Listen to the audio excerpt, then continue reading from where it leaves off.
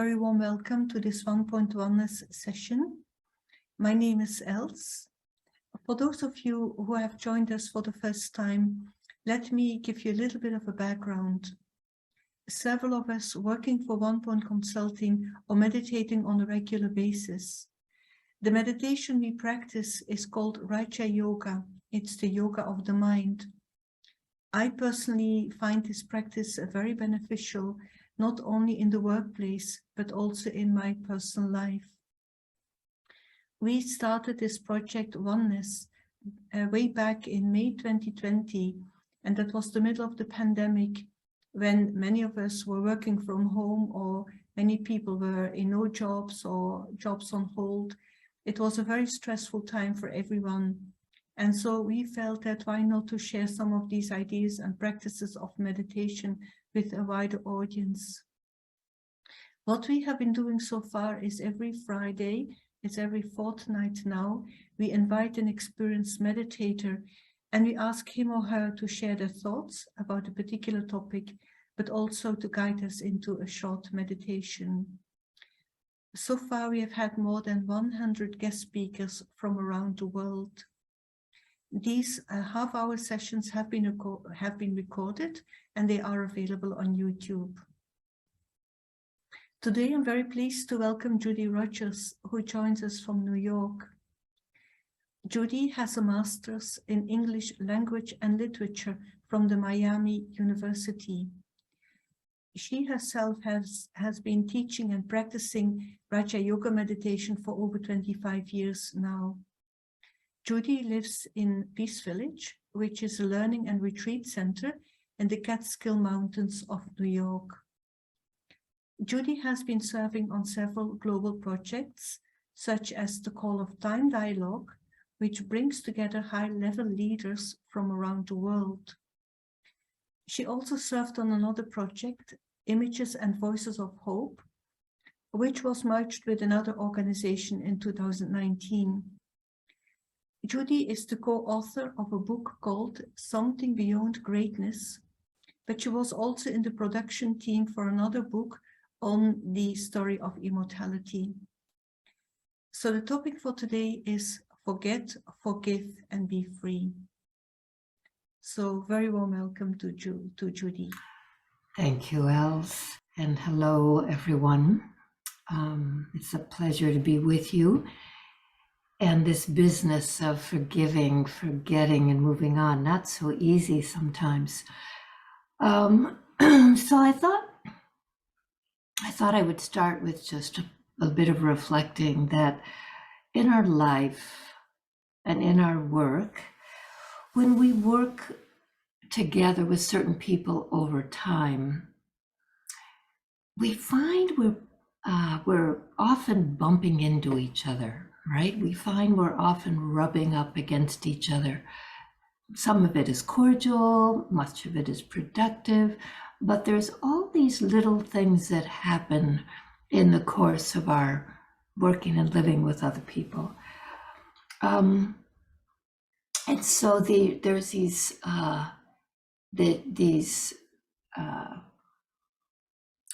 atmosphere that builds up around us. And that's what I want to talk about, this atmosphere that builds up around us and this atmosphere that builds up inside of us. So, and I really want to focus on the day-to-day aspect of this. I know there are big moments where we need forgiveness or we want to extend forgiveness. Excuse my voice. But the things I'm most interested in right now are what happened over time with people we're with often. So when we're engaging with people, and I'm thinking a lot at work, these little moments happen where he cut me off. She didn't include me in this. He doesn't really have respect for me. I think she looks down at me when she talks to me, right? These little experiences, they happen very quickly, they go by very fast. But what happens with these little injuries is that they make their way into our heart. They don't just exist in the moment that comes and goes, but they dwell in the heart and they create a kind of heaviness. They cause us to actually look at the other one differently. Over time, if we feel that someone is treating us with disrespect, we may look at them with a little self-consciousness or a little dislike or a little resentment. And if we don't have respect for the other one, they pick that up too, right? When we look at them, we're conveying that with our vision. So what happens is the atmosphere in which we're living, whether it's at family or whether it's at work, becomes a little bit heavy, like our hearts. So the heart is a little bit heavy and the atmosphere is a little bit charged. It ceases to be open. People feel they can't really speak what's on their mind. They can't really say what they're feeling because they're afraid they're going to be criticized. They're afraid it's not going to be valued. So the whole atmosphere in the work or home life gets affected by this. And so I want to think with you about how do we get beyond this?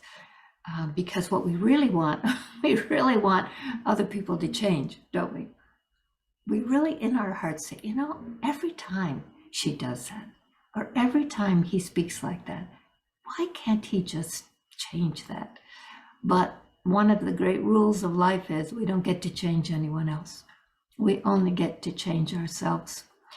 So when I think about this situation, this heaviness that comes in the heart, I'm remembering someone who was a friend to me and a friend to many of you, maybe, and that is Dadi Janki.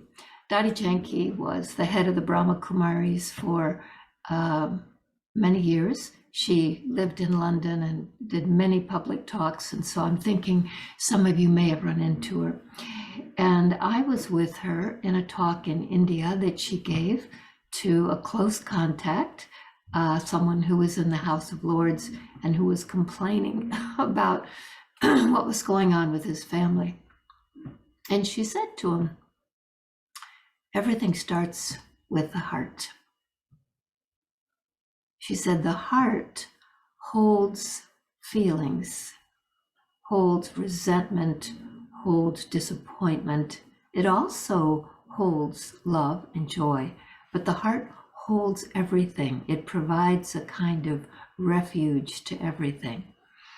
And she said, when the heart is filled with these things, then it affects our relationships and it affects our ability even to meditate and go inside and be quiet. She said, so we have to clean the heart. She talked a lot about the importance of having a clean heart. So when you think about cleaning your heart, you have to understand what's going on in the heart and why it needs to be cleaned. So when you have an experience, let's think of a sample experience here. So let's say that you have an experience of someone speaking rudely to you. And when you have that experience, what happens is, first is the experience, then is your feeling about the experience, sad or hurt or offended or whatever. And then are your thoughts about that experience. That person doesn't value me. I may not, maybe I shouldn't even work here. Maybe I'm not good enough for this job, whatever, right? So experience, feeling, and then your thought about the feeling. These things combine to make kind of a subtle mass, and I'm going to call it a thought form, but you might call it a ghost. If you've studied certain religions, you might call it a sanskar. you might call it a habit, a pattern, an imprint, but basically the experience, the feeling, and the thought combine and they go into the heart. The heart stores them. Now, if later you have a similar experience, someone else says something, you make a mistake and you're publicly criticized for it, same thing, right? You have the experience of the mistake and the criticism. Now you have the feeling, embarrassment. Then you have the thought about the feeling, I'm really no good, right? These things combine into this thought form and they go into the heart. Now, what Dottie was talking about when she was explaining this is that over a lifetime, our hearts become filled with these thought forms, these experiences, these subtle phenomena in the heart. And as a result of that, they really affect our personality. They, if, for example, I have this thought form of low self-worth, I'm really no good, I shouldn't work here, I shouldn't be here, I shouldn't be with these people, then how I'll show up is I'll show up defensive, or I'll show up needy, I'll show up wanting something, etc. If I have a thought form of arrogance, then I'll show up better than, I'll show up critical. So these thought forms affect the way we meet the world. They affect the way we create relationship. They even affect the way we think about the world before we meet the world. They affect the way we make sense of the world. So when Dottie used to talk about cleaning your heart, she was talking about being able to look inside. She called it the heart. You could call it your true nature. But she talked about looking inside at the heart, removing things that didn't belong there, and keeping the good things, the things that do belong there. Your sense of peace of mind, your sense of contentment, your sense of respect for the other, respect for the self. Those things belong in the heart. But the other things, the sorrow, the fear, the anger, the resentment, all of that, you need to get it out of your heart. Now, that's more than the few minutes that we have together. But I want to plant that seed because getting things out of your heart is an aspect of reflection and honesty. But one aspect of getting things out of your heart is forgiveness. Now, there's two ways to think about forgiveness. One is forgiveness of others. Why do we forgive people? You know, sometimes we feel that people have done things that are so bad that I couldn't forgive them. You know, they're so annoying, they're so arrogant, they're so unkind. I can't forgive this person. So why would we even try to forgive this person? We try because we don't want to be in that inner atmosphere. We don't want to have that subtle disconnection among the people we work with. We want to have clean relationships. We want to have peace of mind and peace in the heart. So the way to get there is to forgive someone. Now, how do we do that? Is that about trotting down the hall and knocking on their door and saying, hey, you have a minute? So forgiveness starts inside. You may never speak to the other person about it. This is not about what you say. This is about what goes on inside. So if you're actually going to attempt to forgive someone, it sounds something like this. You say, I see that I am holding some hard feelings in my heart for this one. And I know why. I know why. I remember what happened. I remember what he or she did or said. I was so embarrassed. I was so hurt by that. But I don't want to live like this. I don't want to live with this heaviness inside. And I don't want to live with this distance between me and that other one. So I choose to forgive that one for what they did. And you say privately in your heart, I know that the thing you did or said caused me some sorrow. I took some sadness from this. But for the sake of my own peace of mind, and for the sake of harmony around here, family or work, I forgive you completely for what you did. And I release all the sorrow I took from that. And I completely free you from any further obligation on this. And I myself am free. And then you really let it go. You really, really release it in your heart. Now, you don't necessarily need to go down the hall and say that to anybody. You may choose at some point to clear the air, but you actually don't have to, because once you've cleared your heart, then your vision of that one, when you look at them, when you talk with them, that little bit of resentment that used to be there, or that dislike, that subtle vibration of dislike, will be gone. And they will pick that up, even though they know nothing about this forgiveness that you did. Now, the other aspect of forgiveness that in some ways may be harder is forgiveness of the self. Because sometimes we are harder on ourselves than we are on other people.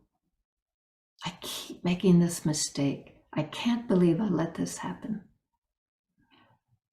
You know, I really dislike this thing that I do, and I've done it over and over. So what do we do about that? Because that's arguably more important than forgiving the other person. So it's about forgiving the self. And it's the same process. I know that I have done these things, said these things, felt these things. And when I did them, said them, I must have felt at the time that was right, but I see now it wasn't right, and I've caused a lot of sorrow. So I apologize. I apologize to anyone I've hurt with this. And I forgive myself and commit to being different with this in the future. And then you clear it out of your heart. So when you do this, whether you write it, whether it's a series of thoughts, when I do it, I write it actually. I actually write it in a little journal. But however you do it, you then let it go. You clear your heart and then you let it go. Now, when you have held something in your heart for a long time, there's a tendency to bring that back. In other words, if I've been resentful, if I've been angry, if I've been selfish, if I've been whatever, there's a tendency to pull that back into the heart. So what you have to do is you have to fill the heart with something else. I think of it like if you every night sit on the sofa in the same place, watching television or whatever you do, what would be what would happen? There'd be this little dent where you sat every night, right?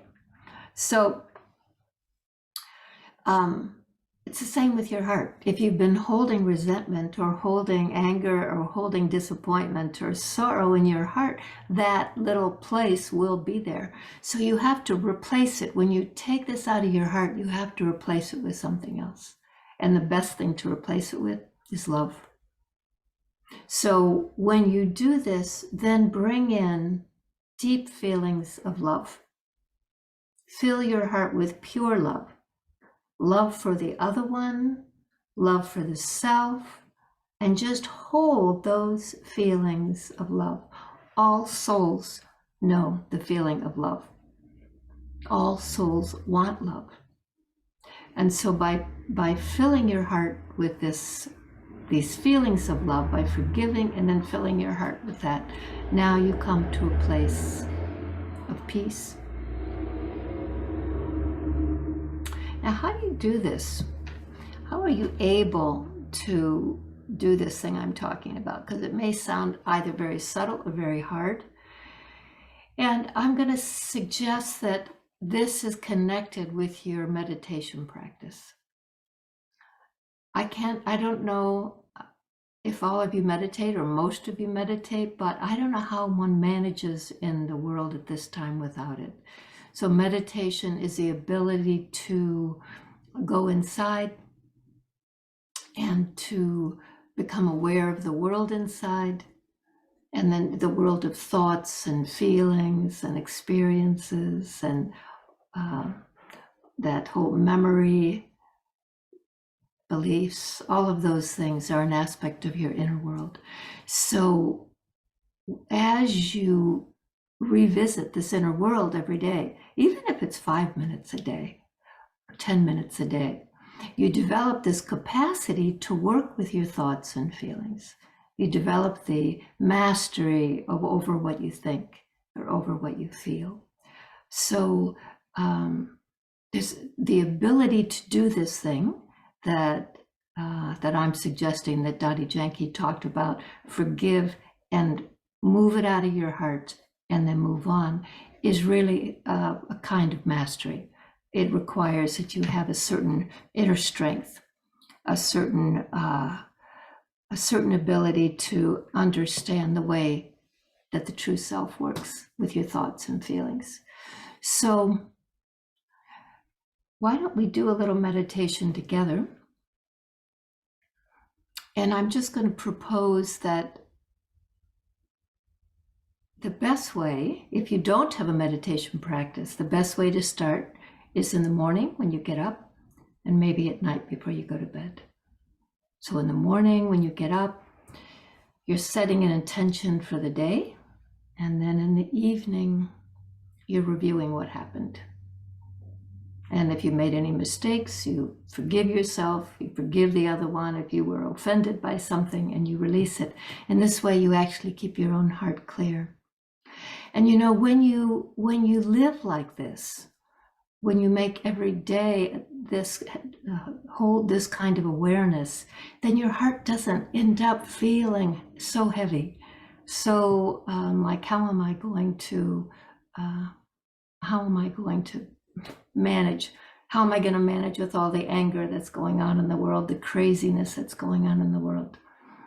You realize that the way you're going to manage is you're going to manage the self. You're going to manage your own experience of the world. You're going to control what comes in and lives in the heart. We have this habit of being connected with everything in the world.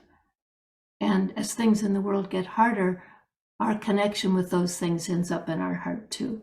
So we have to protect ourselves, not just from the mistakes other people make, not just from the mistakes we make, but from all the craziness in the world. And we do this by keeping the inner state clear and clean and strong and kind and generous.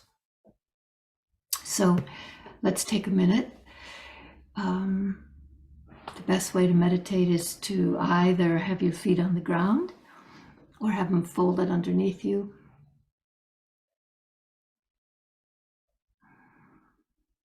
Take a deep breath.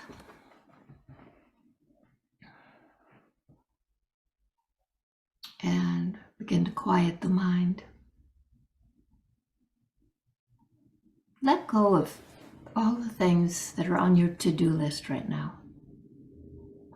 Let go of whatever happened this morning.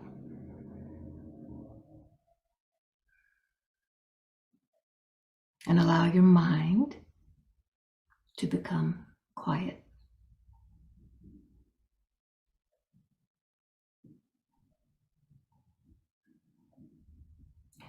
As your mind becomes quiet, your thoughts slow down.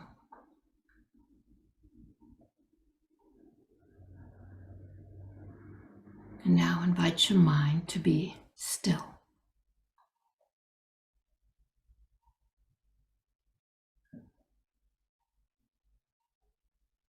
When your mind is still, you can feel your breath.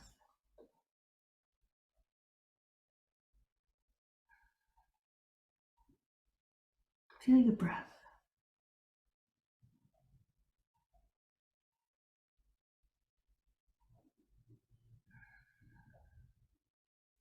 The quiet cadence of your breath. Now, invite your mind to be silent. And give your mind one thought. So it can be peace.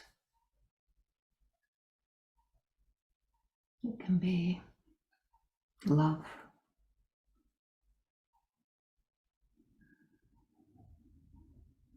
Why don't we use kindness? So give your mind the thought of kindness. And hold that one thought. But don't hold it as an idea.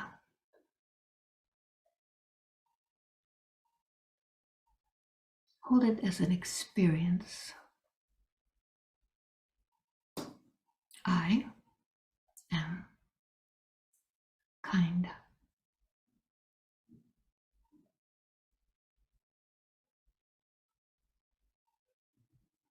I see the world through the lens of kindness.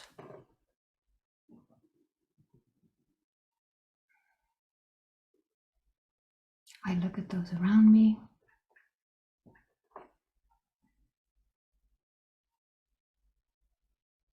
And I share with them the vibration of kindness.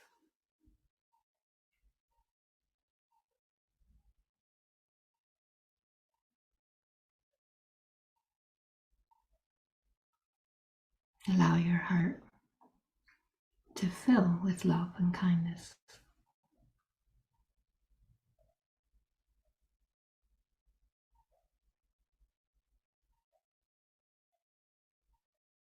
And that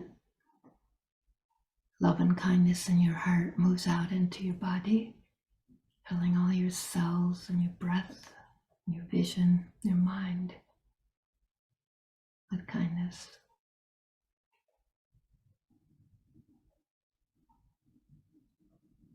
And think of one person with whom you've had difficulty.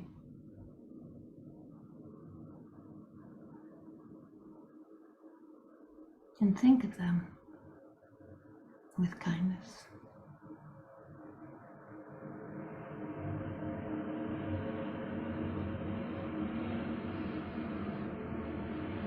May things go well for you.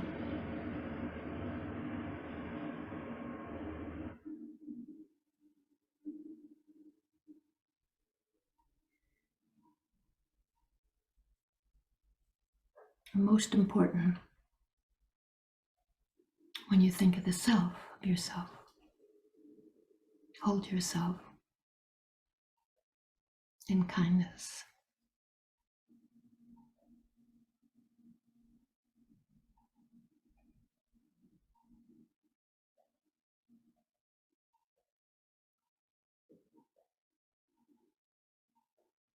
Thank you.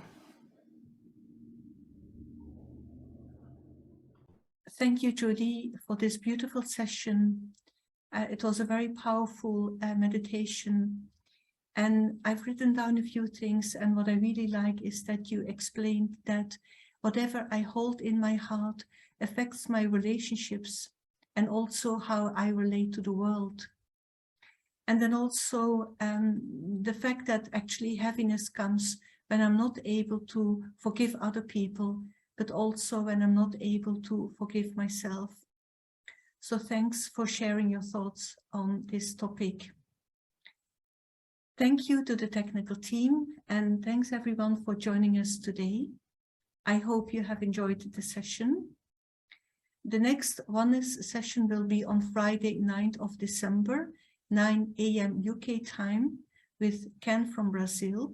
And the topic for that session will be Free Yourself from Inner Resistance and Limited Self-Beliefs. Well, thanks everyone, and have a nice day. Bye-bye.